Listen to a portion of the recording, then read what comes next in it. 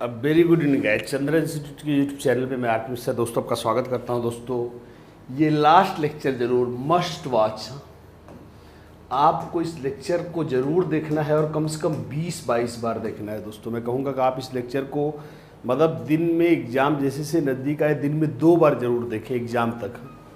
दोस्तों चलिए शुरू करते हैं। बाल देखिए दोस्तों, जनरली इन चीज़ों का समर्थक नहीं हूँ, पर 15 ऐसे पॉइंट जिन्हें आप CTET में याद रखना चाहेंगे और जो आपको 20 से 25 नंबर आराम से दिलाने की शक्ति रखते हैं।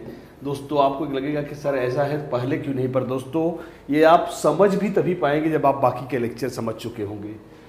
तो चलिए दोस्तों, एक वरीयता क्रम है, क्या क्या बातें आपको ध्यान रखनी है। 15 पॉइंट जो आपको CTT को तैयारी करते हुए ध्यान रखना है। तो चलिए बिना लेक्चर को बिना टाइम वेस्ट किए सीधा टॉपिक पे आते हैं। दोस्तों आप स्क्रीनशॉट ले सकते हैं, मैं आपको टाइम दे सकता हूँ, थोड़ा हट रहा हूँ, बातचीत करते रहेंगे। पहली ट्रिक क्या है दोस्तों, बाल केंद्रित शिक्षा। आप समझेंगे, अप्लाई करते चलेंगे। दोस्तों चलेंगे, सामने आऊँगा, थोड़ा सा देखिए। दोस्तों CTT का मैंने दोस्तों अभी आपको बाल केंद्रित एवं प्रगतिशील शिक्षा का लेक्चर भी पढ़ाया है और मैंने बहुत सारे प्रैक्टिस में भी कहा। दोस्तों CTT के किसी भी प्रश्न को हल करते वक्त आप एक चीज़ जरूर चेक करें, चाहे आप किसी भी सब्जेक्ट का प्रेस कर रहे हैं, वो क्या है, बाल केंद्रित शिक्षा। क्या ऐसे किसी भी ऑप्शन को टिक मत करिए जिसमें बुराई की गई हो, बच्चे की कक्षा से बाहर निकाला गया हो, डांटा गया हो, जबरदस्ती पढ़ाया गया हो। आपको दोस्तों आपको उत्तर के रूप में उसी विकल्प को वरीयता देना है जिसमें विद्यार्थी की रुचि का ध्यान में रखा गया हो, वैयक्तिक दोस्तों रुचि का, उसके पूर्व ज्ञान को उसकी क्षमता के अनुरूप पढ़ाया गया हो।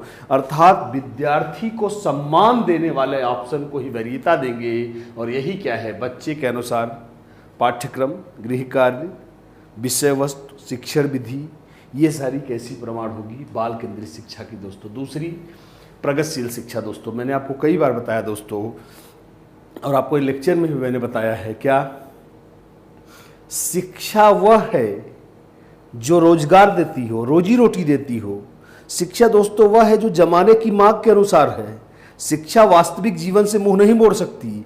इसलिए दोस्तों आपको ऐसे प्रश्नों में ऐसे ही विकल्प को वरीयता दी है जहां बच्चा खुद से करके सीखता हो, जहां एक बच्चा वैज्ञानिक के रूप में प्रस्तुत किया गया हो, जांच पड़ताल करता हो, शिक्षक से प्रश्न पूछता हो, उसके कथनों का स्पष्टीकरण मांगता हो। दोस्तों वास्तविक जीवन, एक वर्ड में सुनेंगे, वास्तविक जीवन की समस्याओं पे आधारित शिक्षा ही कैसी शिक्षा है, वास्तविक शिक्षा है। जीवन की चुनौतियों पे आधारित शिक्षा कैसी शिक्षा है, प्रगतिशील शिक्षा है। दोस्तों यह पॉइंट आपको ध्यान रखना है। दोस्तों जॉन डीवी ने, जैसा मैंने आपको बोला भी था, जॉन डीवी ने कहा समस्या समाधान, वो भी वास्तविक जीवन का। मतलब घर में रोटी नहीं है, हम स्कूल में चुटकुला सुन रहे हैं, तो इससे बढ़िया है पहले रोटी की व्यवस्था कराओ। ऐसी शिक्षा जो जमाने की मांग के अनुसार हो, दोस्तों क्या होगी, प्रगतिशील। इससे हर साल 1 से 2 क्वेश्चंस आते हैं। दोस्तों फिर समावेशी शिक्षा। दोस्तों ध्यान से सुनेंगे। दोस्तों समावेशी शिक्षा पे आपको लेक्चर भी डाले गए हैं। समावेशी शिक्षा मैंने वहाँ भी आपको बताया, ये भी बता रहा हूँ। देखिए दोस्तों CTT स्पेशलाइज्ड क्वेश्चन नहीं पूछता है, एकदम कॉमन क्वेश्चन पूछता है। क्या आपको बेवकूफ़ बनाएगा कि एक बच्चा बेचारा दिव्यांग है, सीढ़ी पे नहीं चढ़ पा रहा है, आप क्या करेंगे, आपको लगे नहीं यार बेचारा बहुत ही दिव्यांग है यार, इसके लिए एक अलग स्कूल खोल देते। दोस्तों जब सबके लिए स्कूल अलग खोल देंगे तो काहे का समावेशन। भाई उन्होंने तो यही कहा ना, चाहे आप दिव्यांग हो, चाहे आप मंद बुद्धि हो, चाहे आप कुशाग्र बुद्धि हो, चाहे आप सृजनशील हो, चाहे आप वंचित हो, सभी को एक ही कक्षा में पढ़ाएंगे तभी तो कैसी शिक्षा होगी, समावेशी। तो दोस्तों ऐसे प्रश्नों में आप इस शब्द से धोखा नहीं खाएंगे। विशिष्ट विद्यालय, विशिष्ट नहीं दोस्तों, विद्यालय सामान्य होगा, कक्षा नियमित होगी, हाँ व्यवस्थाएं विशिष्ट होगी। व्यवस्थाएं विशिष्ट का मतलब क्या है कि भाई आप कक्षा में बैठे हो, कम सुनते हो, कक्षा सामान्य है, तो बाकी बच्चों से आप compete कर सको, इसलिए या तो हम आपको सुनने की मशीन देंगे या फिर कक्षा में आगे बैठाएंगे। यह रहा विशिष्ट अरेंजमेंट, पर कक्षा वही है जो सबके लिए है। दोस्तों मुझे यकीन है आप समझ गए हैं। ये चीज़ आपको ध्यान रखना है किसमें, समावेशी शिक्षा में। लिंग पूर्वाग्रह। दोस्तों बार बार लेक्चर से बता रहा हूँ, आप प्रैक्टिस में भी देखते रहे होंगे। लिंग पूर्वाग्रह में सब दो हम संधि विच्छेद करेंगे। पूर्वाग्रह शब्द का दोस्तों अर्थ क्या है, किसी प्रकार से पक्षपात से भरना क्या कहलाता है पूर्वाग्रह। जैसे आप ये बोलो कि भारत के लोग दुनिया में सबसे बुद्धिमान है, क्या किसी मनोवैज्ञानिक ने बताया? नहीं। किसी वैज्ञानिक ने बताया? नहीं। किसी शोध में आया? नहीं दोस्तों। अब यह तो हम जबरदस्ती बोल रहे हैं। अर्थात इस कथन को सिद्ध करने के लिए हमारे पास कोई भी प्रमाण मौजूद नहीं है दोस्तों, यह कथन पूर्वाग्रह से भरा है। अब यही स्त्री या पुरुष पे कह दोगे तो क्या बन जाएगा? Gender bias, we call it लिंग पूर्वाग्रह। कैसे? लड़कियां गणित में कमजोर होती हैं, इसको किसने बताया? किसी ने नहीं, बस हम मनमानी कहे जा रहे हैं, यह लिंग पूर्वाग्रह है। लड़के ही गणित पढ़ सकते हैं, लिंग पूर्वाग्रह। लड़के ही जीन्स और टी शर्ट पहन सकते हैं, लिंग पूर्वाग्रह। लड़कियां कभी भी वैज्ञानिक नहीं बन सकती, लिंग पूर्वाग्रह। लड़के ही सेना में भर्ती हो सकते हैं, लिंग पूर्वाग्रह।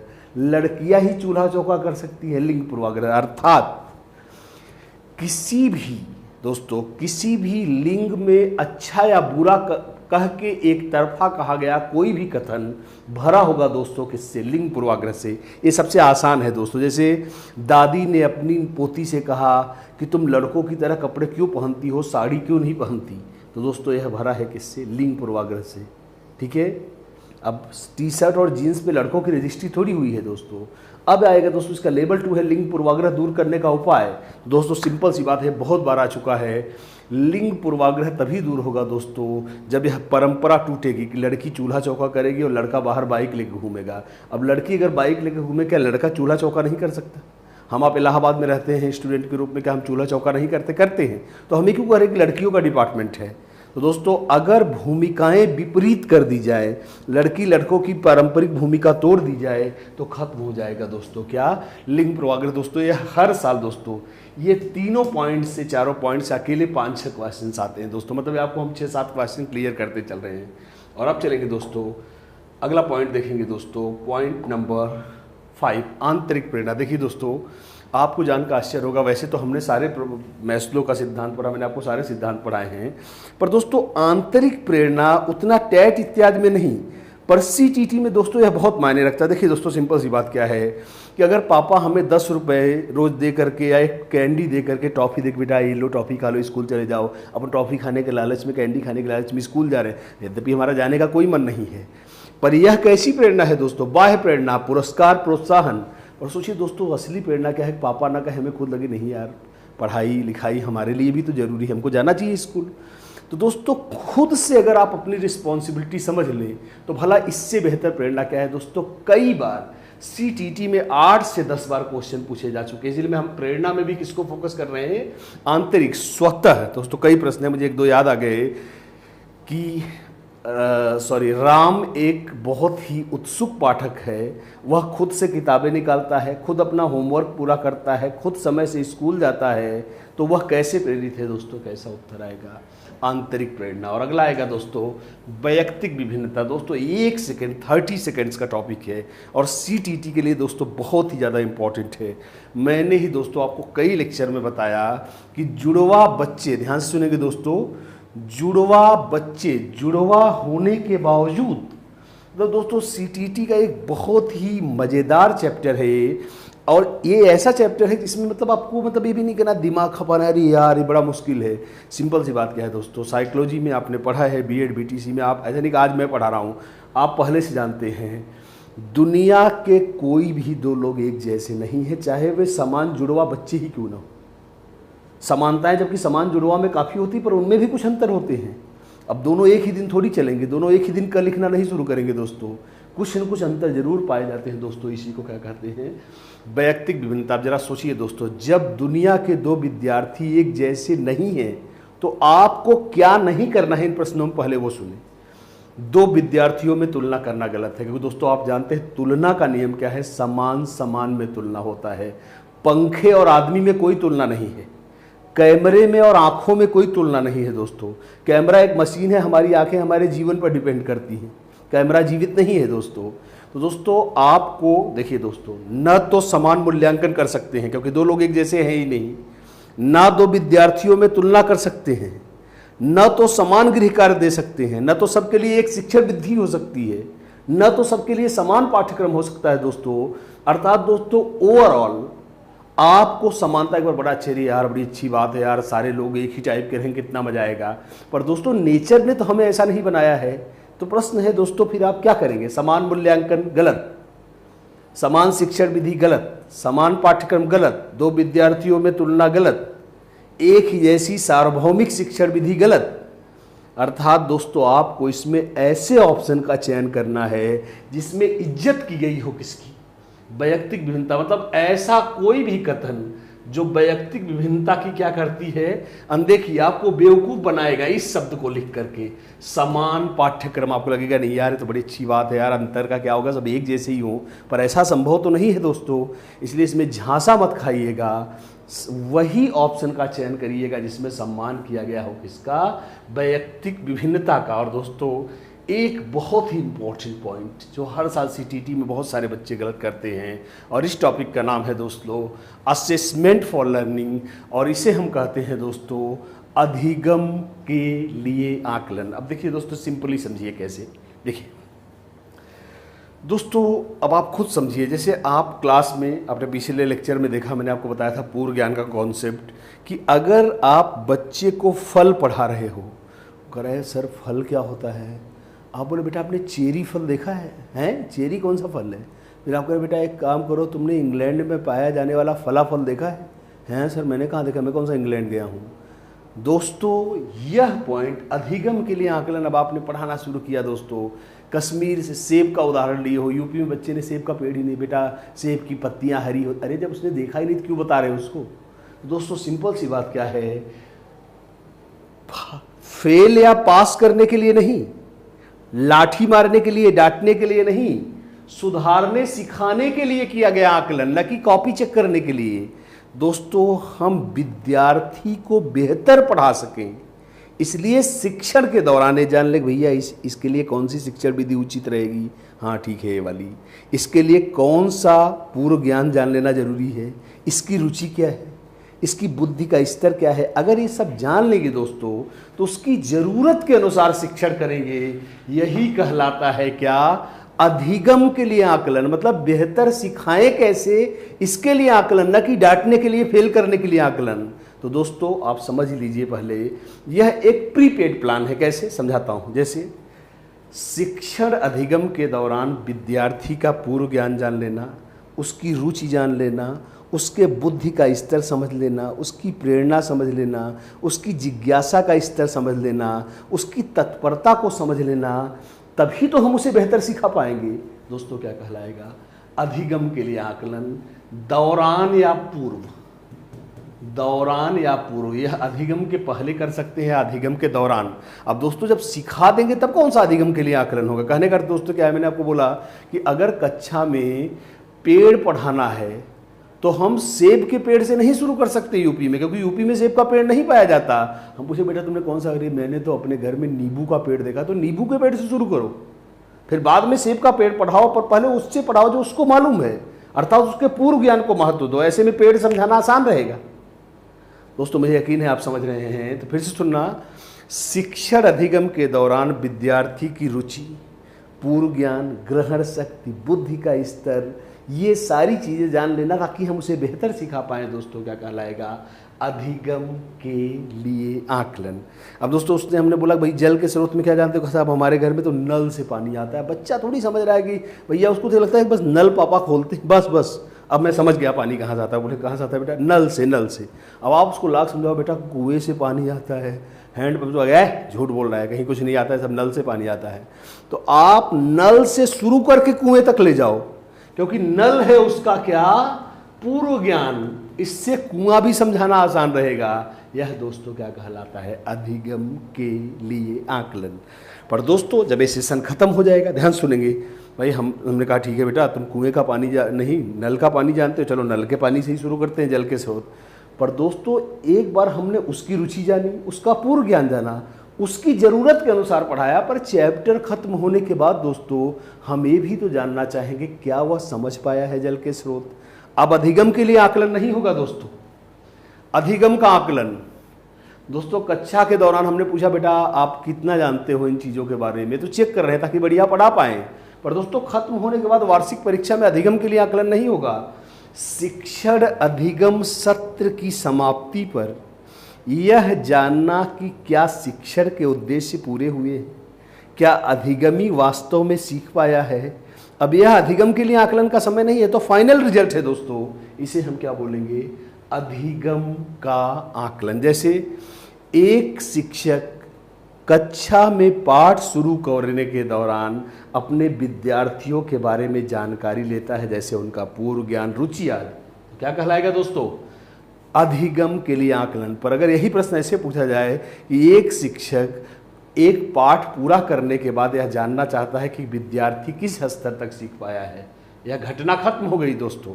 इसलिए यह क्या कहलाएगा? अधिगम का आकलन। वंशानुक्रम एवं वातावरण दोस्तों, मैंने भी उसने आपको पढ़ाया, तब भी लेक्चर में बोला था दोस्तों। सीटीटी इस तरह से नहीं पूछता कि रॉस की परिभाषा क्या है, वुडवर्थ की, दोस्तों आप जानते हैं परिभाषाएं नहीं पूछता दोस्तों। हर साल यह एक क्वेश्चन लगभग, मैं आपको पहले ही बता दे रहा हूं, लगभग आउट है कि दोस्तों वह ऐसा एक प्रश्न पूछता है, जैसे मैंने आपको उस दिन बोला था दोस्तों, विकास में केवल वंशानुक्रम या केवल वातावरण का महत्व नहीं होता दोस्तों। आपको ऐसे प्रश्नों को टिक करना है दोस्तों जिसमें वंशानुक्रम और वातावरण दोनों की भूमिका दोस्तों लगभग क्या हो, बराबर हो। कहने का दोस्तों क्या है, आप समझेंगे। देखिए दोस्तों, मैंने आपको क्या बोला था उस दिन, उदाहरण क्या दिया था। अब देखिए, ये रहा एक बीज जो वंशानुक्रम है, और यह रही क्या, बारिश, जो कि क्या है, वातावरण। कैसे? आप एक बहुत उन्नत किस्म का गेहूं का बीज लाते हो, खूब बढ़िया पैदा हो, भाई आपने सोचा नहीं यार मैंने बहुत बढ़िया किया, मैंने मोहल्ले में बड़ा अच्छा काम किया, सब लोग पुराना बीज बो रहे हैं, मैंने तो नया बीज बोया है। पर दोस्तों तब क्या होगा, जब उस वर्ष बारिश ही ना, तो अच्छा था बीज का क्या, वंशानुक्रम, पर खराब रहा उसका क्या, वातावरण। अर्थात पूर्ण रूप से बीज का फलित होना केवल उन्नत बीज पे नहीं डिपेंड करता, बल्कि उस साल के मानसून पर भी डिपेंड करता है। मुझे यकीन है आप इस बात को समझ रहे हैं दोस्तों।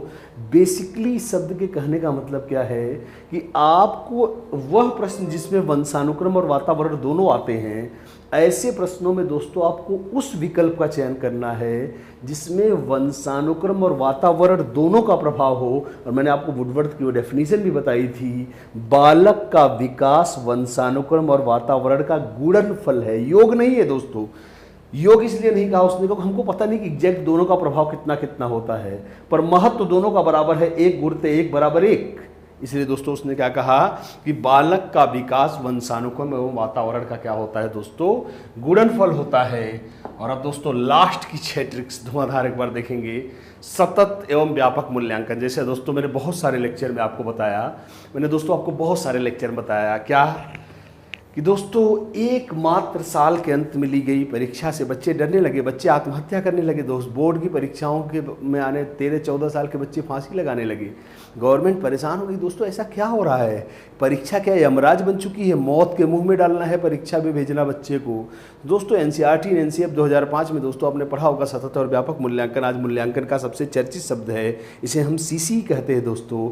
सतत और व्यापक मूल्यांकन दोस्तों केवल इतना कहता है क्या कि एकमात्र परीक्षा जो साल के अंत में होती है, बच्चे में डर और तनाव का क्या करती है दोस्तों, संचार करती है। मतलब हमने परीक्षा दिया नहीं दोस्तों, डायरेक्ट हमको कूदा दिया किसमें, वार्षिक परीक्षा में। पर दोस्तों अब हम डर के मारे हमारा हार्ट अटैक होने लगा वहाँ, अरे हमको लग रहा है यार जो भू रात में पढ़ा था वो सब गायब हो रहा है दोस्तों। पर दोस्तों सोचिए, अगर हमको वार्षिक परीक्षा का डर भगाना है तो हमें हर 2 महीने में स्कूल खुलने के बाद छोटे छोटे मूल्यांकन करने चाहिए। अब दोस्तों क्या होगा, भाई वार्षिक परीक्षा है मार्च अप्रैल में, तब तक हमने दोस्तों जनवरी तक 6-7 बार टेस्ट ले लिया, तो बच्चे को कई फायदे दोस्तों। एक तो जो पढ़ाया गया है एग्जाम से पहले पुनरावृत्ति हो जाएगी। दूसरी बात, वार्षिक परीक्षा से पहले विद्यार्थी कई छोटे छोटे मूल्यांकन करवा चुका होगा, और वार्षिक परीक्षा से पहले वह मेंटली क्या होगा दोस्तों, तैयार होगा। तो आपने देखा है 1.5, 2 या 3 महीने के अंतराल पर लगातार किया गया मूल्यांकन दोस्तों कैसा मूल्यांकन होगा, सतत मूल्यांकन। अब आप समझ गए होंगे दोस्तों। व्यापक मूल्यांकन मैंने आपको बताया था कि मूल्यांकन दोस्त केवल रटन प्रणाली पे नहीं होना चाहिए। न्यूटन का नियम क्या है, यह संज्ञानात्मक स्तर है, क्या आप इस नियम को समझते हैं? यह भावात्मक स्तर है, क्या आप इसको प्रयोग करके दिखा सकते हैं? क्रियात्मक स्तर है दोस्तों। तो आप समझ गए हैं व्यापक मूल्यांकन। दोस्तों हमारी परीक्षाएं क्या करती, कॉपी छपवाती हैं। साइंस में भी आपको लिखना ही है, वहाँ कुछ करके थोड़ी दिखा सकते। पर दोस्तों अगर प्रैक्टिकल भी उसी वक्त हो, आपसे पूछा जाए कि आप इस नियम को कैसे समझ पाए हैं, तो आपके ग्रहण शक्ति का भी पता चलेगा, महसूस, बोध, समझने का स्तर। तो दोस्तों सिंपल सी बात क्या है, अगर मूल्यांकन में क्रियात्मक, भावात्मक और रट्टात्मक, बोले तो संज्ञानात्मक तीनों पक्ष शामिल हो दोस्तों तो ऐसा मूल्यांकन क्या कहलाएगा? व्यापक मूल्यांकन दोस्तों। और अगला 11वां दोस्तों, very very important, very very important, त्रुटि एवं प्रयास। आपको जानकर आश्चर्य होगा दोस्तों, दुनिया जिसे एक अभिशाप मानती है, गलतियां, हम जनरली कोई बच्चा गलती करता है हम उसके प्रति बहुत निगरानी, यार दिमाग से बहुत मोटा है आपका बेटा है, नहीं पढ़ पाएगा, इसको हटाइए, मत पढ़ाइए, सब कोई काम धाम सिखाइए। पर दोस्तों क्या आपने पहली बार में क लिखा? नहीं। क्या पहली बार में आपने ए लिखा? नहीं। क्या पहली बार आपने आम का चित्र बना लिया? नहीं। खूब टेढ़ी बेढ़ी लाइनें यूं लिपापोती की दोस्तों, यह क्या कहलाता है? मतलब दोस्तों कहने का अर्थ क्या है कि बिना गलती के कोई नहीं बना सकता क, बिना गलती के कोई नहीं लिख सकता ए, बिना गलती का कोई नहीं लिख सकता 1 या 1। अर्थात दोस्त हम आज चाहे एक बहुत बड़े अधिकारी हो, बहुत बड़े टीचर हो, बहुत बड़े मोटिवेटर हो, साइंटिस्ट हो, डॉक्टर हो, वैज्ञानिक हो, पर सब ने रोया है क्या लिखने में? क लिखने में, ए लिखने में। मतलब दोस्तों कहने का अर्थ क्या है कि गलत क ही लिखते लिखते क्या आएगा? सही क। मतलब दोस्तों अधिगम के दौरान गलतियां हैं क्या? लाजमी। लाजमी का अर्थ है कि इनको होना ही है दोस्तों, इनको बचाया नहीं जा सकता। इसलिए दोस्तों देखिए, मुझे बहुत फक्र होता है कि मैं साइकोलॉजी पढ़ाता हूं दोस्तों। आज आपको पता चलेगा कि सारे सब्जेक्ट की जननी है क्या? गलतियां करना कोई अपराध नहीं है, गलतियां करना कोई अभिशाप नहीं है, गलती को भयंकर भूल समझना ही एक भूल है। इनफैक्ट गलती को गलत मानना सबसे गलत है दोस्तों, क्योंकि गलती अधिगम का अभिन्न अंग है दोस्तों। आज भी आप देखते हैं, आप गणित का कोई सवाल लगा रहे हैं, कई बार गलत हो जाता है, फिर लगाते हैं, फिर गलत हो जाता है, कहीं 2-3 बार में सही होता है। तो आप किससे गुजरे? त्रुटि और प्रयास से। पर शुरू में गलतियां होना तो दोस्तों लाजमी है। इसलिए दोस्तों आप इसका कंक्लूजन सुनेंगे, ऐसा कोई ऑप्शन टिक नहीं करेंगे जिसमें गलती को गलत बताया गया हो। आपको वही ऑप्शन का चयन करना है जिसमें गलती को पॉजिटिव लिया गया है। बहुत सारे प्रश्नों के उत्तर सुनेंगे।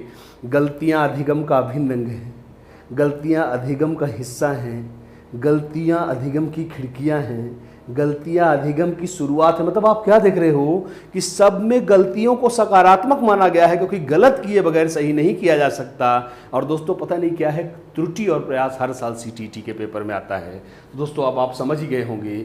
और अब हम ले रहे हैं दोस्तों 12वां दोस्तों एक चैप्टर, जो एक बहुत बड़ा चैप्टर है सीटेट का। अगेन दोस्तों इन 30 सेकेंड्स, 30 सेकेंड्स एक बार फिर से सुनेंगे। बच्चा एक वैज्ञानिक के रूप में दोस्तों, अगर बच्चा, भाई वैज्ञानिक कौन है? जो कुछ क्रिएट करता है, कुछ नया करता है, कुछ आविष्कार करता है, जो कुछ क्रिया करता है, कुछ प्रयोग करता है दोस्तों। तो ध्यान सुनेंगे दोस्तों, अगर बच्चा कुछ नया कर रहा है, भले ही नुकसान हो रहा है, अगर बच्चा कुछ अपनी जिज्ञासा से पूछ रहा है, अगर बच्चे में बढ़ी हुई है कुछ करने की इच्छा, कुछ नया करने की इच्छा दोस्तों, तो चाहे फर्क नहीं पड़ता आपका प्रश्न क्या है, उत्तर क्या होगा? बच्चा एक किसके रूप में? वैज्ञानिक के रूप में। जैसे एक बच्चा माचिस की तीली से नए नए खेल बनाता है, खिलौने बनाता है दोस्तों, यह क्या है? आपको बोले गैरी यार माचिस की तीली बहुत गंदी बात है यार, माचिस का क्यों तीली लिया है? पर दोस्तों यहाँ वो कुछ नया कर रहा है, इसलिए बच्चे को क्या मानेंगे? वैज्ञानिक।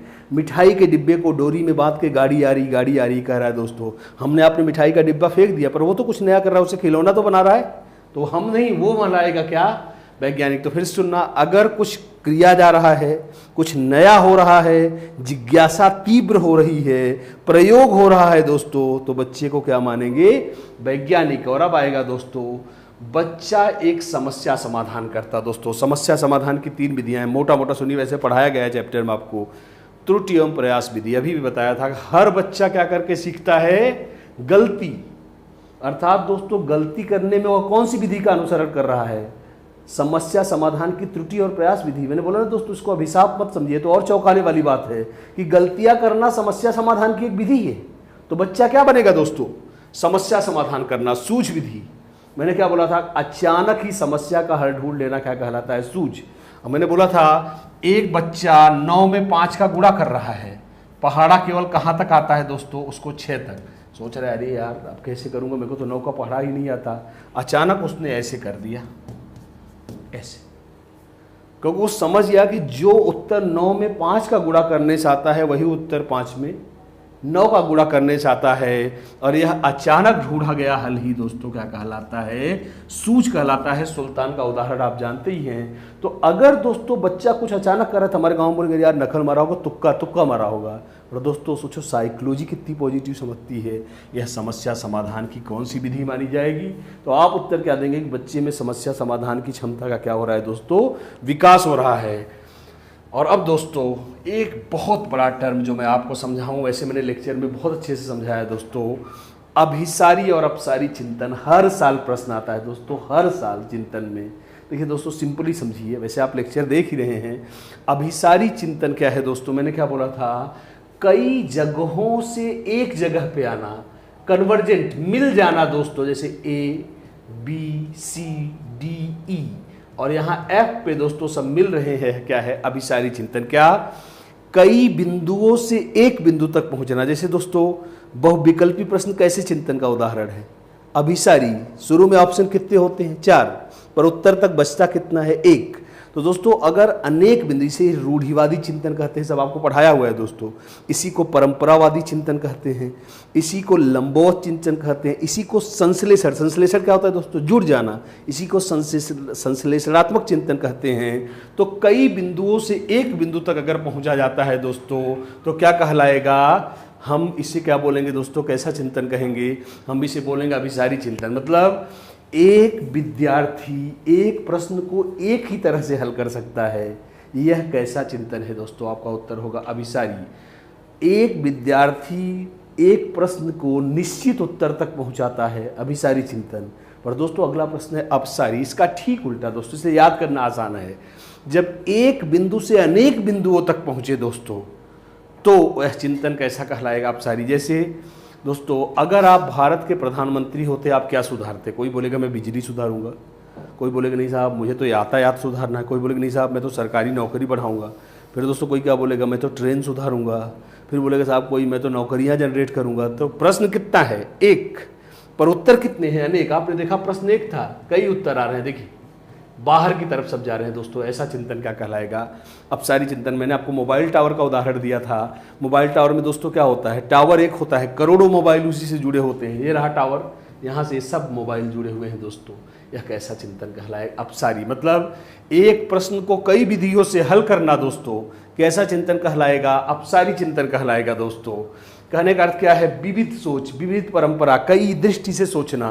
जैसे दोस्तों हमारे पास 1000 रुपये हैं, हमको लगता है यार 1000 रुपये में क्या खरीदें, हमको लगता है नहीं यार चलो टी शर्ट खरीदते हैं, फिर लगता है हमको एक जीन्स सस्ती से खरीदनी चाहिए, फिर क्या लगता है यार एक किताब खरीद लेते हैं। मतलब हमारे पास पैसे के रूप में 1000 रुपया है, हम विविध प्रकार से इसे खर्च करने के लिए सोच रहे हैं दोस्तों, यह कैसा चिंतन कहलाएगा। इसी को वैज्ञानिक चिंतन, क्योंकि जो नया सोचेगा वो भला वैज्ञानिक कैसे, तभी तो वैज्ञानिक बनेगा दोस्तों। इसलिए दोस्तों विविध, अलग, वैज्ञानिक, क्रिएटिव सोच, सब कैसा चिंतन होगा, अपसारी। और दोस्तों लास्ट में करके सीखना, सीटीईटी के तमाम प्रश्नों की एकमात्र दवा, रटंत ज्ञान स्थायी नहीं होता दोस्तों, अनुकरण करके सीखना गलत है। अगर हम उसको खुद अप्लाई करके व्यवहार, दोस्तों जैसे कहने का अर्थ क्या है, हम न्यूटन का नियम पढ़ा रहे हैं, रट्टा मारा नहीं साहब, न्यूटन ने गुरुत्वाकर्षण का नियम दिया है, कल भूल जाएगा। पर अगर हम उसको पेन, किताब, कई वस्तुओं गिरा कर दिखा दें दोस्तों, एनसीएफ 2005 क्या कहता है, करके सीखना ज्ञान को अनुभव में बदल देता है। जो किताब में लिखा था कि न्यूटन ने गुरुत्वाकर्षण का नियम दिया, यह ज्ञान था, पर उसने जो चीज़ें गिराई वह उसका अनुभव हो गया। हम ज्ञान भूल सकते हैं, पर हमारे बचपन की छोटी छोटी घटनाएं हमको दोस्तों क्या रहती हैं, याद रहती हैं, वो हम कभी नहीं भूलते हैं। अर्थात दोस्तों आप रटंत ज्ञान, किताब से रट्टा मारना, रट्टू तोता बनना, इसके बजाय किसको सीखने के ऑप्शन में वरीयता देंगे, जहां प्रैक्टिकल रूप से करके सीखा गया हो।